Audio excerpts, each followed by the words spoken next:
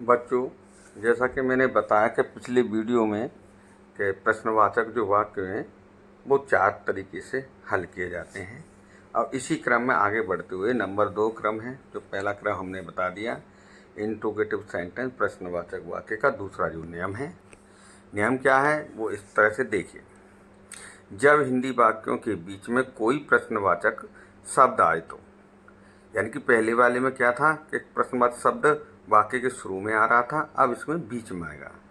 तो बनाने का जो नियम है वो इस प्रकार है कि पहले हम प्रश्नवाचक शब्द की अंग्रेजी, फिर सहायक क्रिया उसकी डज या डू, कर्ता यानी सब्जेक्ट, नहीं होगा तो नॉट या नेवर, मुख्य क्रिया और अंत में ऑब्जेक्ट अथवा कर्म लगाते हैं। एग्जाम्पल से आपको पता चलेगा वह अब कहाँ रहता है। जैसे लिखा हुआ है तो उसमें सबसे पहले प्रश्नवाचक शब्द लगेगा वेयर, फिर उसके बाद कर्ता एक वचन का है डज ही लिव नाउ। तुम शाम को कब पढ़ाते हो, when do you study in evening. यह लड़का पतंग क्यों उड़ाता है, तो why does this boy fly a kite. इसी तरह से अगला, वे हमें कैसे अंग्रेजी पढ़ाते हैं, how do they teach us English.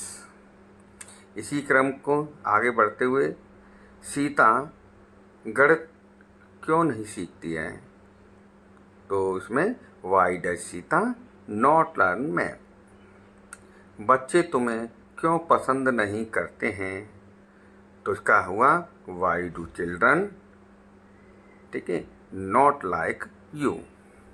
पिताजी माँ से कभी नहीं झगड़ा करते हैं, कभी नहीं नेवर का प्रयोग बताया गया है, why does father never quarrel with mother. इसी प्रकार से अगले पेज पर हम पहुंच गए हैं। वह बाजार कभी नहीं जाता है, तो why do I never go to market. वह यहाँ कभी क्यों नहीं आती है, why does she never come here.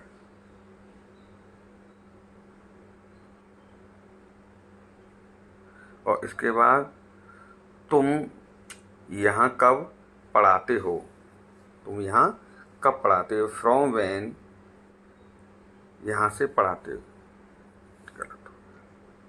चलिए, रोजाना कहाँ से आते हो, तो from where does he come here.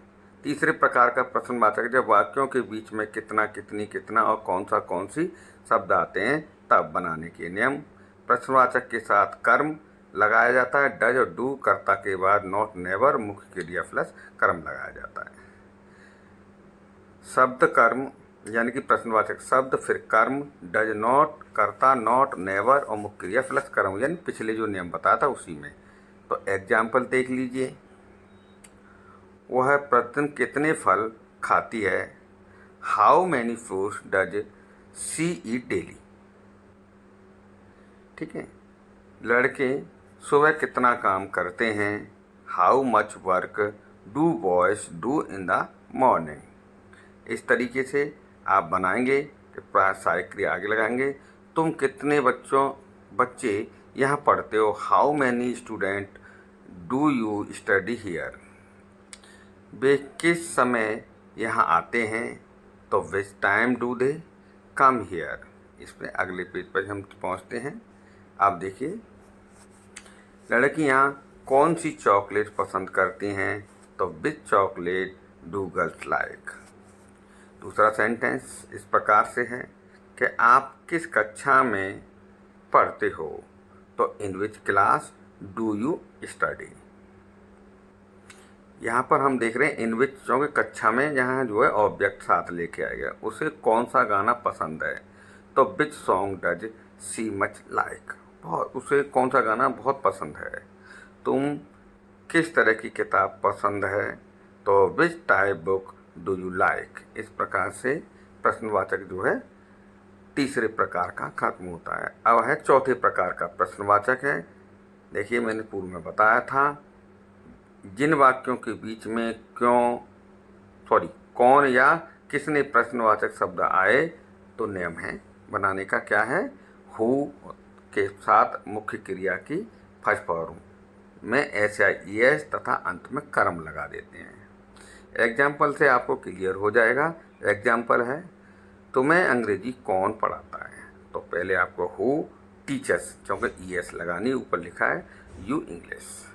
इसके बाद नेक्स्ट है, उसे यहाँ कौन बुलाता है? Who calls him here. अगला सेंटेंस देखिए, कौन मेरे साथ रहता है? तब भी आपका यही बनेगा हु लिव्स विद मी। इसी के साथ आगे हम बढ़ते हैं और आपको जो है कुछ अन्य वाक्य भी बताते हैं।